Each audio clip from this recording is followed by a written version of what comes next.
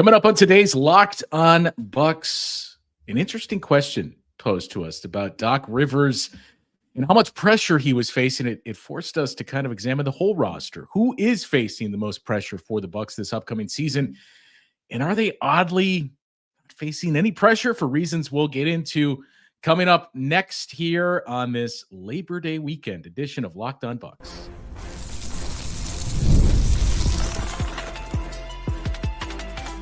You are Locked On Bucks, your daily Milwaukee Bucks podcast, part of the Locked On Podcast Network, your team every day.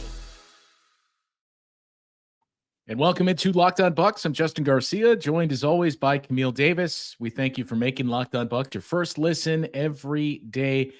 We're free and available on YouTube and wherever it is you get your podcasts, all parts of the Locked On Podcast Network, your team every day.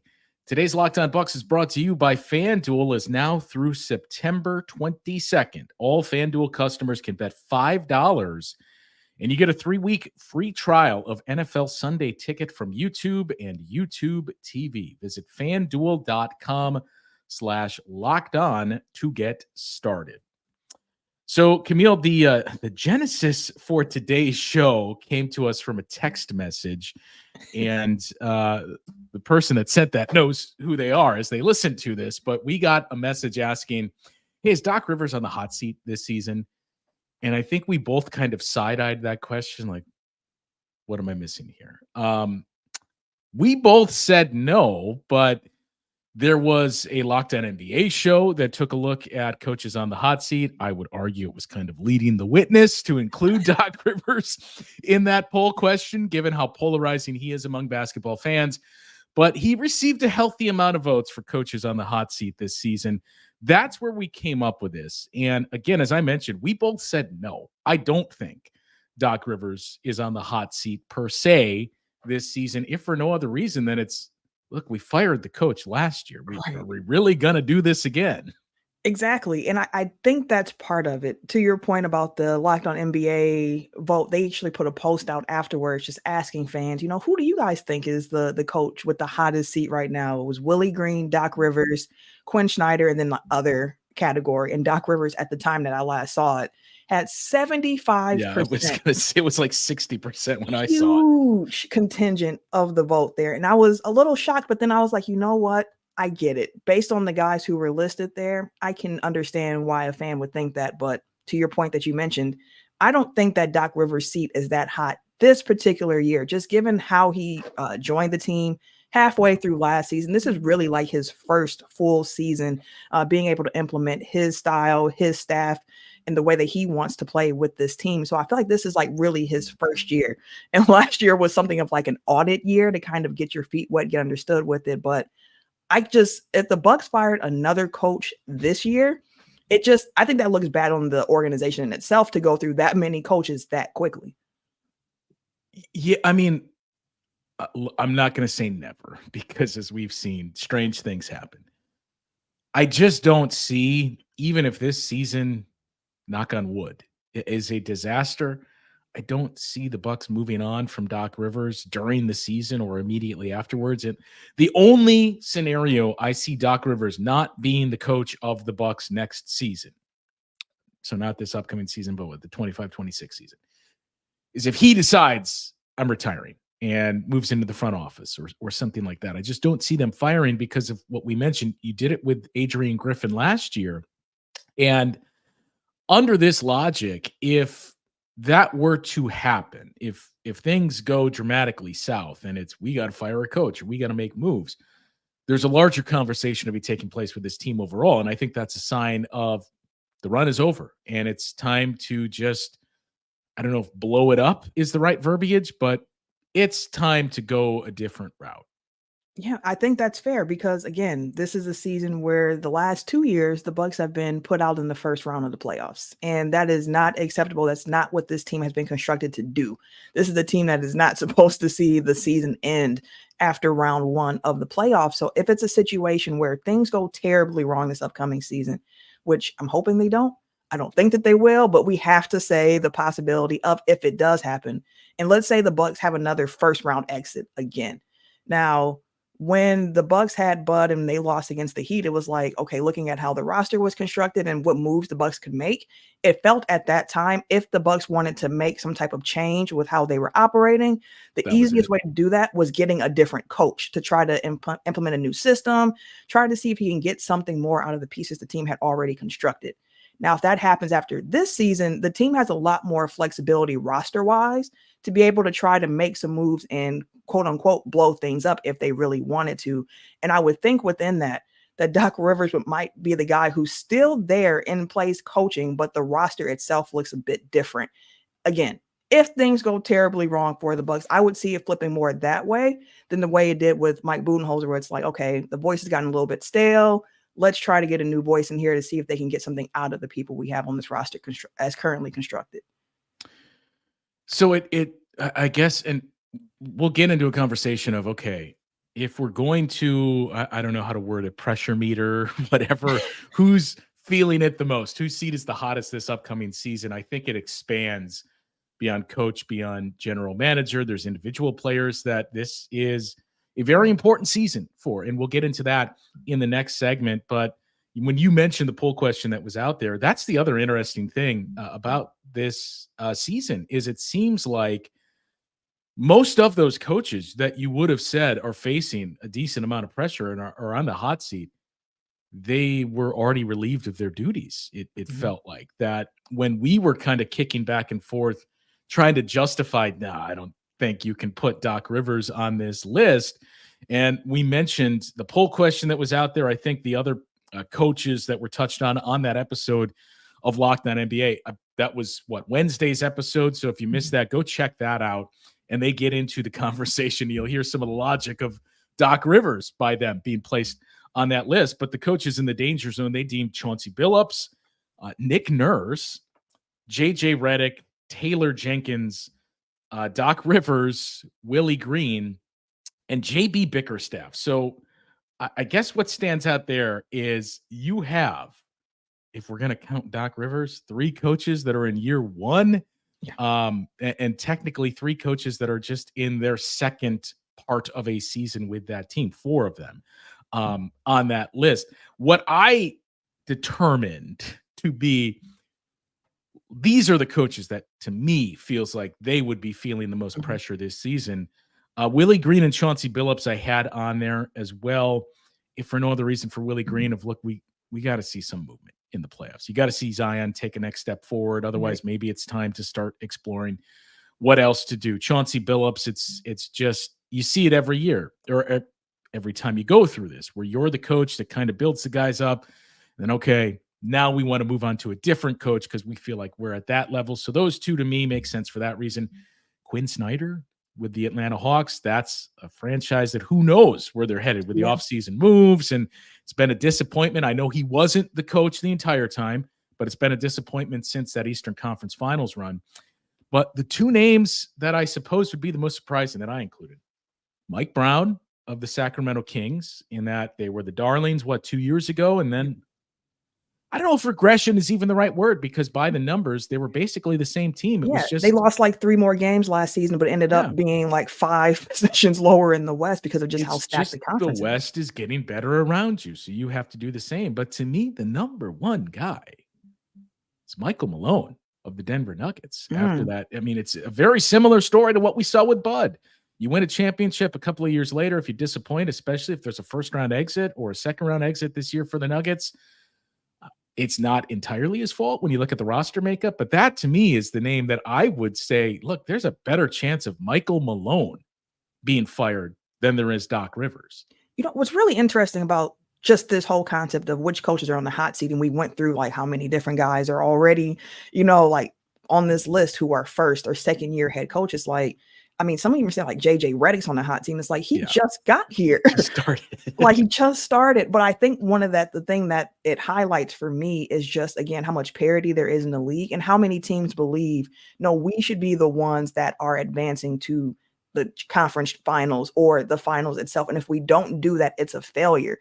But you have so many teams right now that are all feeling the same way, where everybody is trying to find the advantages that they can.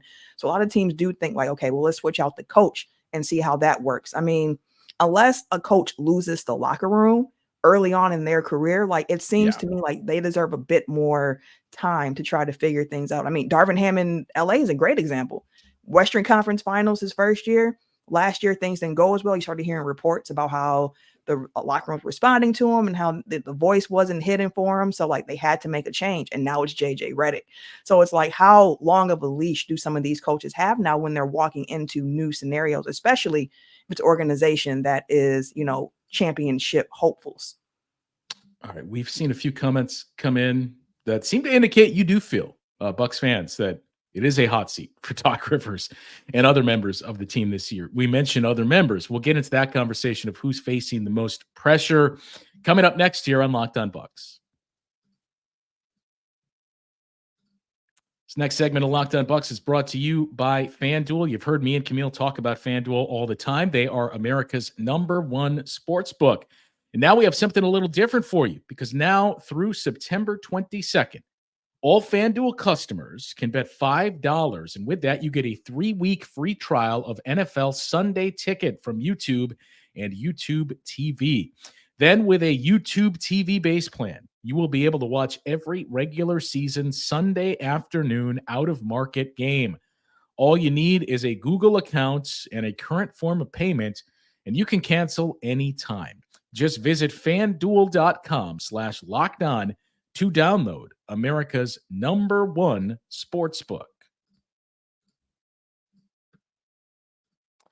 We thank you for making Locked On Bucks your first listen of the day. For your second listen, enjoy the Locked On NBA podcast. We just mentioned their discussion on coaches on the hot seat, so check out one of their most recent episodes there on the Locked On NBA podcast. There's no offseason in the NBA, and Locked On NBA provides daily basketball analysis from national and local experts in 30 minutes or less. No one keeps you as informed and entertained as Locked On NBA. Available on YouTube or wherever you get your podcasts. Part of the Locked On Podcast Network, your team every day. I mentioned some of the comments seeming to indicate, yes, he is under pressure. And not just Doc Rivers. The gist of it is the entire organization. John saying fans are on the hot seat as John, well. what fans do? So that has been the consensus that we've started to see here in the interaction, though, Camille. Look, everybody is on the hot seat this upcoming season. So with that, I suppose if we peel back one of the layers and examine everybody, I suppose it lends to the first question being, who is under the most pressure this season? I think we're aligned. I would not put Doc Rivers #1. I suppose in reasons similar to what you explained for the firing of Mike Budenholzer, I think I would say that John Horst is under the most pressure this season. Yeah, because that's the easiest fix, if you will. As we mentioned, look, we already fired the coach last season. It's not like contracts are immovable, but what's the easiest thing to do if it's we gotta do one move here? To me, it's look, we already went through the coaching change. We made trades. We brought in Damian Lillard. We brought in other guys in the mid-level. So, all right, we've tried everything but the general manager. And to me, that would indicate it's John Horst that is feeling the most pressure this season. Interesting. I don't know if I would have went Horst first, because when I think about like just who's under the most pressure this season, the hot seat, I kind of have a group, and it's like the core Bucks group, like not Giannis and not Dame. I think that those two are the pieces that the Bucks will continue to look to build around. But outside of those two names, I think that if this season does not go well, everyone else is on that hot seat of like, you can be moved, because we are going to try to find something that can work around the window that we have with these two, NBA 75 players on our team. So like for me, I think I would answer that by saying anyone on that roster who isn't Giannis and Dame, I could see it being a really massive roster blow up if things don't go well. And Horst has already shown us that he's not afraid to make moves that he thinks will improve the team, even if it comes at a sentimental value to the fan base. So that's probably the direction that I would go. But I do think calling out Horst in itself is really interesting, especially given how the Bucks blocked him from even interviewing with Detroit this offseason. It's like, we want Horst in this organization going forward. To be clear, too, as I have to be careful given my role with the team, I'm not saying John Horst needs to be examined. Oh, for sure. And he needs to be held accountable. My logic is just, we've already pulled these levers. This is the only other thing we could do, and it's the easiest lever to pull here. Because, when you mention other players, and if this is another first round exit, if this, God forbid, the Bucks don't even make the playoffs, right? As we've seen some people pointed out, 5 seed at best, maybe 6 that they're fighting for. You look at that roster, I think there's going to be a natural inclination for people and Bucks fans to name names like Chris Middleton and Brook Lopez, but given their contract situation, I mean, that's just an easy walk away. Maybe not walk away per se because of the protecting the asset, but Brooks in a walk year, Chris Middleton as a player option. I mean, you could explore trading him if things don't go well, but it's the same approach that we've used through the years here, Camille. Okay, if Chris Middleton is as bad as you are telling me, what is the return that you think you're going to get there? Giannis and Dame, I think, look, you're never going to trade Giannis, nor should you. Right. Dame, I think it's the same. Is like, okay, this portion of the Giannis era, this is what we've hitched our wagon to. So we hope it works because we're going with Giannis and Dame go forward. I think it's more important, not to get too hyperbolic, but for those two, for the legacy component of, if you're Giannis, you're on a team that lost in the first round 3 straight years. That forces outsiders to re-examine how you view that career. And I don't know. Should we have him up there as high as we have?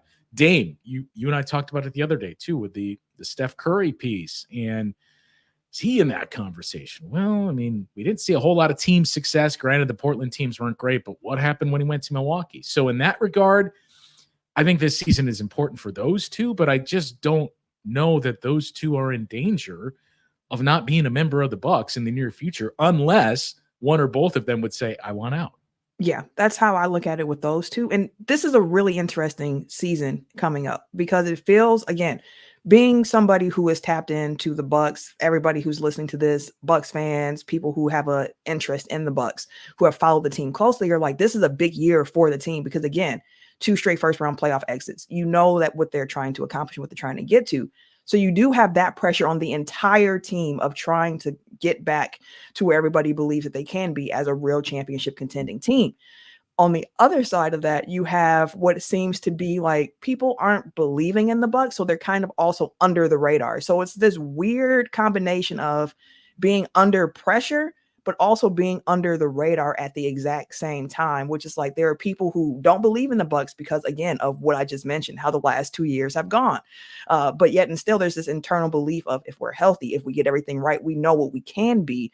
So it's this really weird, like just life that they're living in right now where it's like there's so much pressure on this team, but at the same time they're under the radar. Like it sounds like you can't have those two things happening at the same time, but like this Bucks team finds themselves in that Venn diagram right in the middle of being a team that has pressure but also under the radar. It's really pressure in danger, right? It's like when you're outside during a storm and you think like, should I get under shelter here, and don't realize how close you were to being struck by lightning? That just happened to me in Arizona. I was like, it feels like I'm not from here, but I feel like I shouldn't be outside. And it's like a big dust storm that was coming. And I was like, see, I knew something. I mean, that is the fascinating part because I think we started the offseason talking about the pressure on the Bucks, and it doesn't absolve you. Like you should still carry those expectations. But I do think, as we've talked about through the offseason, the spotlight removed from the Bucks and they're kind of flying under the radar. Does that necessarily mean there's no pressure? No. But when you look at Boston winning the championship, keeping that core group, everybody together, and adding Lonnie Walker just the other day too.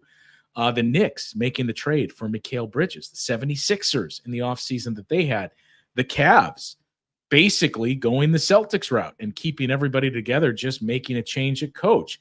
What the Pacers have built upon last season. Everybody loves the Magic, that there's all these other teams that are getting the attention. And I'm torn in that spot in the Venn diagram that you referenced of, I don't know if this is a year full of pressure or if there's a year where, you know what? what did you expect? And that's the approach. It could be that way. I mean, I'm seeing the comments here too, where Marcus mentioned the whole organization is on the hot seat right now. And I do think that there is that level of pressure, especially internally, to get out there and perform. Because, I mean, we've heard Dame mention it, like, listen, I know last year wasn't my best year, and I know I have better to offer than what I was able to put out last year. And I'm coming back this season looking to, rectify that, coming to show everybody like, hey, I still got it. Like, I know there's a lot of new, talent coming up in the leagues. And I was one of those young guys before as well, where the attention comes on you because you're new to the spotlight. But I have a lot to prove myself to show that I still have it. We see the comments about MarJon being under pressure too. And I mean, on the roster, yeah, he's at a very crucial part in his particular career right now. Again, he was a third guy entering into his third year in summer league where there wasn't that many of them, and he didn't do too much to separate himself from everyone else that was out there on the court. So like this is a season with a lot of different ingredients bubbling up for this Milwaukee Bucks team. And like, again, if things go wrong, I think it's going to be a fully different looking team going into the 2025-26 season. Yeah.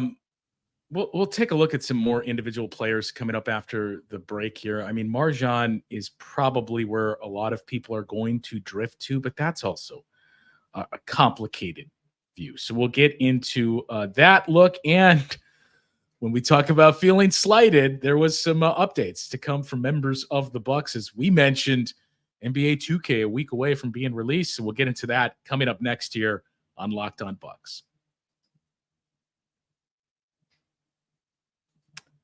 MarJon Beauchamp, Camille, is, I think, before Summer League, you probably would have listed him close to the top of the list of who has the most pressure, who's got to show us something. We went over it ad nauseum during the month of July and in early August that it wasn't a bad Summer League from MarJon. It just wasn't what you needed to see. It wasn't what you hoped and expected to see. So I do think the Summer League performance maybe removed him from this list, where I think it kind of level set a lot of Bucks fans' expectations for him. And even some of the comments that we've seen, he could be supplanted by a youngster. MarJon Beauchamp is a youngster, but that, I guess, is the main point here. Yeah, it is. And I mean, I think too, when it comes to like, can MarJon be, is there another young guy on the roster to take his spot? I do think that that's one thing that happens with younger players, right? Where it's like, there's so much potential and so much hope that you're just like, well, let's just see what we have here. It has to be better than this because we're seeing that this quote unquote doesn't work. And I mean, MarJon was a name that you heard a lot last season. I was one of the people too, like, let's get MarJon some more minutes. Like, let's just see what this looks like. So there's always going to be that push and pull, I think, when it comes to younger players on the roster. I'm sure there's going to be some calls throughout the season saying, hey, let's put AJ Johnson in the game. Like, let's see what AJ can do.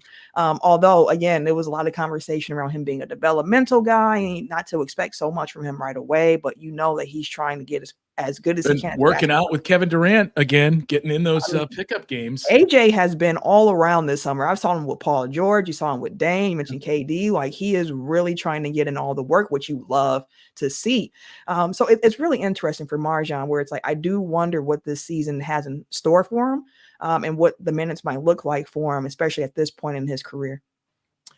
I mean, not to get too sidetracked here, but we spent a lot of time on the MarJon front talking about who he has to outperform, right? Yeah. Because that was one of the challenges the last couple of years is all of a sudden his positions have become not stacked per se, but there's more hurdles he needs to clear. Right. I mean, I'll save the name because we'll get into the conversation in a second, but somebody that wears the number 24 is in front of him on the depth chart. You have Andre Jackson Jr., AJ Johnson. Again, we don't expect rotational minutes for him this year, but he's in that mix too, because I don't think MarJon has really carved out that niche of this is the spot that you play. We're still lumping him to 2, 3 on the wing, right? But another piece that could be very interesting, and we're not going to know until we get into the season and see how things develop, but that's a player we did not get a chance to see in Summer League. And it was the first signing the Bucks made in the offseason. Stanley Amude, who they got on a 2-way deal from the Detroit Pistons.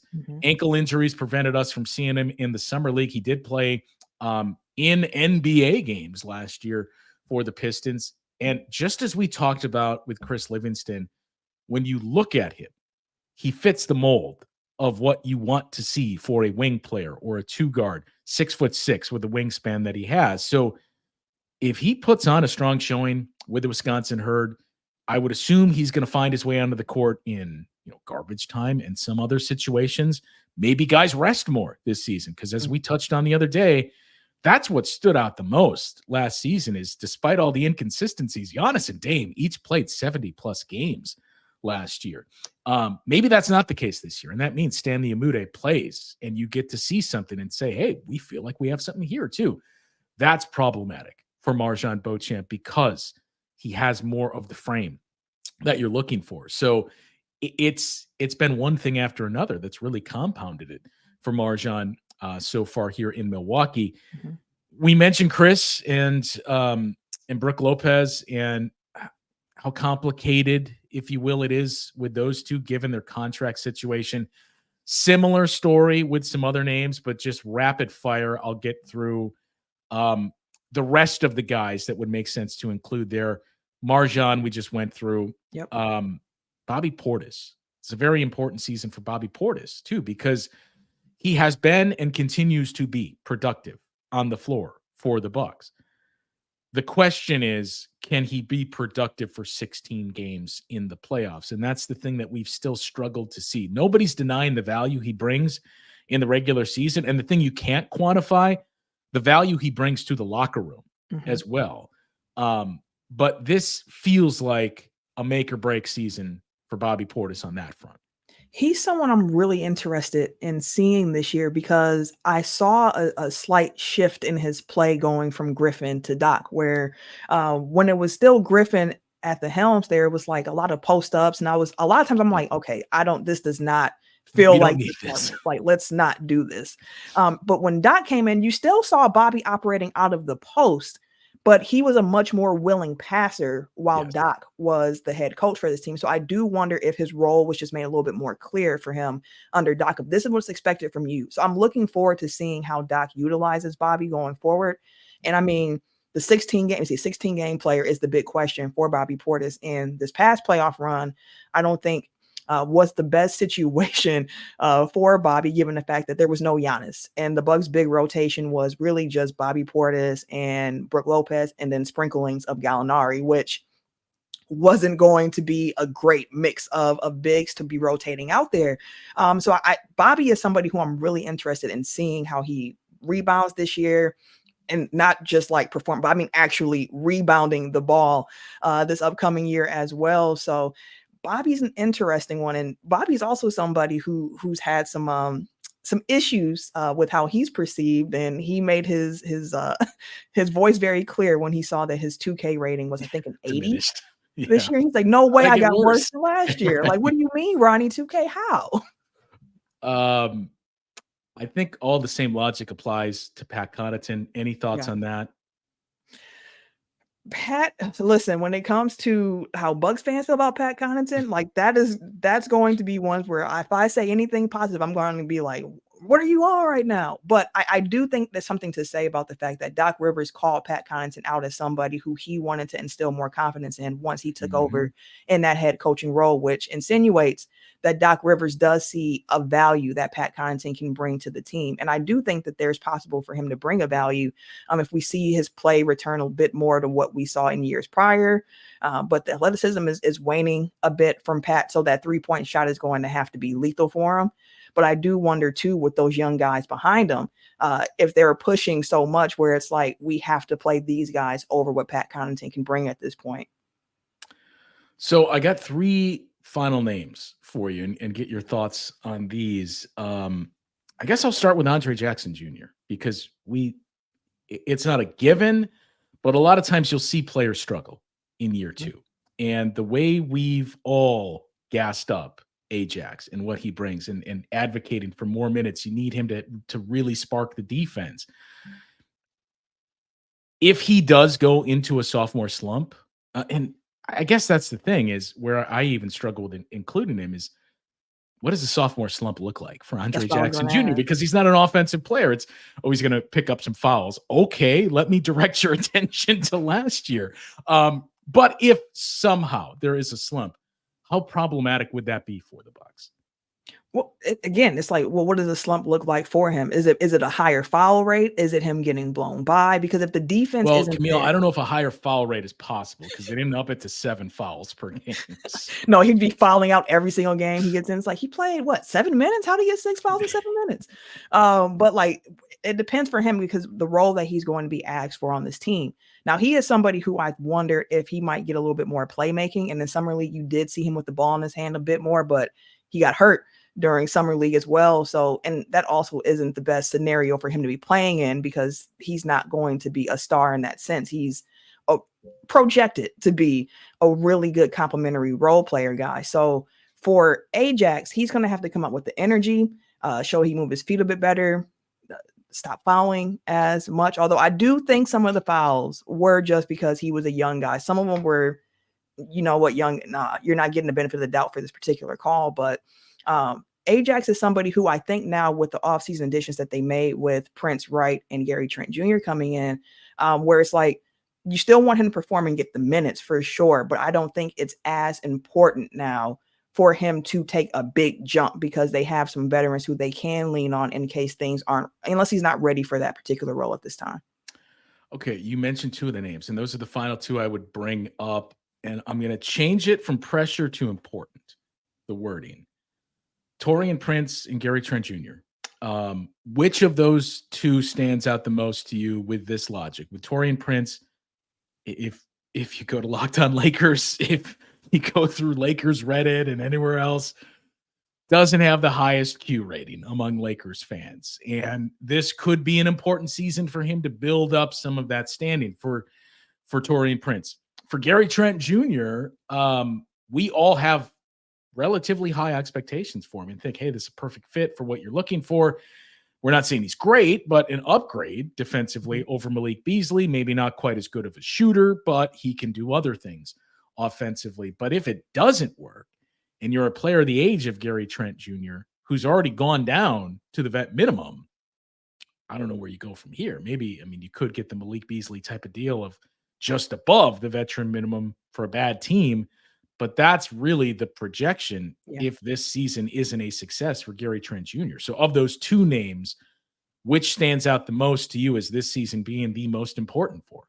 Gary Trent Jr. for sure on his own personal level, and then just what he brings to the team. You mentioned the contract situation. A lot of times when you drop down to taking a vet min, that really tanks your value around the league. But he is trying to play for that next contract, something we saw Malik Beasley do this past year as well, signing a 1-year deal with the Bucks, trying to up his value. And instead of playing for the minimum this year, as he did last year, he's playing for, I believe, a $6 million 1-year contract in Detroit. So he did increase his value. Maybe it's not as much as he wanted to, but the value was increased. And that's something that Trent is going to be looking to do as well. But on top of that, like he's projected to be the starting 2 guard for this team. So just his role in itself is so like massive to this team where it's going to be like he's going to play a really important part on this squad because again, we saw what Malik Beasley was able to do as that guy who the defense has to leave because they're focusing so much on what Dame is doing, on what Chris is doing, on what Giannis is doing, that he gets a lot of open looks. So Trent someone's going to take advantage of that. And also I do wonder too, if he's running second unit, instead of having to be in this role when he's playing with the starters of I'm a spot up guy, I'm catching and shooting, I'm playing the defense. If he's running second units or he's out there with a lot of other bench guys and then he's able to get into that, okay, I'm gonna get into my shot creation role as well. So I think that Trent within the starting lineup, as well as what his role is on the bench lineups, is going to be really important for this team. Real quick, and let's do this too. Leave your comments, leave your thoughts in the comments. Scale of 1 to 10, how much pressure is Doc Rivers under, and who is under the most pressure for the Bucks this upcoming season? Front office, coaches, players, any of it. Leave your thoughts. I know we've done a bad job of addressing the comments, but we will address these. So leave your thoughts in the comments. Scale of 1 to 10, the pressure Doc Rivers is facing, and who in this organization is facing the most pressure for the Bucks. We mentioned Bobby Portis griping about the 2K ratings. Quickly, we'll just point out that. And we got a decent amount of NBA 2K related content that we have planned to come your way in the coming weeks here when the game comes out. But the one thing that stood out the most to me was the Bucks released, here's our top 5 ranked players in 2K yesterday. Damian Lillard was number 2. No surprise there. The surprise in 89 was his rating. He was, if I remember correctly, Dame was a 94 last 2K upon him being traded to the Milwaukee Bucks. And over the course of last season, his rating dropped from a 94 down to the 89. And I'm guessing that when they started this year, they were like, we're just going to keep him where we saw him at the end of last year. So he lost 5 rating points during his season here with the Bucks. So again, time to prove something. And with NBA 2K, like Madden, if you play well, your ratings will go up. So that's going to have to be what, with Dame and Bobby, and I guess even Giannis, who was unhappy about being a 97, although that's the highest rating of any current players in the game. Hey, up them ratings, play well, and get those ratings updated on 2K. My friend Ben Golliver always talks about the exchange rate when you go from the West to the East of, you see bumps in scoring and everything else. And it's apparently been the opposite for Damian Lillard. So yes, but as I mentioned, NBA 2K comes out next week, and Camille and I have already kicked around some ideas for some NBA 2K content to sprinkle in here in the off season. We're still on the 3 shows per week, give or take, 3 at least. If anything else warrants it, we'll give you the additional shows. But Camille and I are trying to enjoy some limited time off while we can. So our first show next week will probably be Tuesday, given Monday is Labor Day. So we hope everybody enjoys the long weekend, gets a chance to have a long weekend. And we may have a draft of sorts that we're recapping next week, early next week on the show. But again, as we mentioned, a lot of NBA 2K content coming your way as well. Leave your thoughts in the comments, and we will get to those and share our feedback. Scale of 1 to 10, the pressure Doc Rivers is facing, and who in the organization is under the most pressure for the Bucks this upcoming season. We thank you for making Locked On Bucks your first listen today. Now go check out the Locked On NBA podcast. Seek out that episode where they specifically mentioned Doc Rivers being on the hot seat. The season never ends as the Locked On NBA podcast provides national expertise with a local perspective. You can find the link to Locked On NBA in the description of today's show, so you don't even have to search for it. All part of the Locked On Podcast Network, your team every day. We hope everybody enjoys a long and safe Labor Day weekend. That'll do it for today's show. For Camille, I'm Justin. We'll talk to you next week on Locked On Bucks.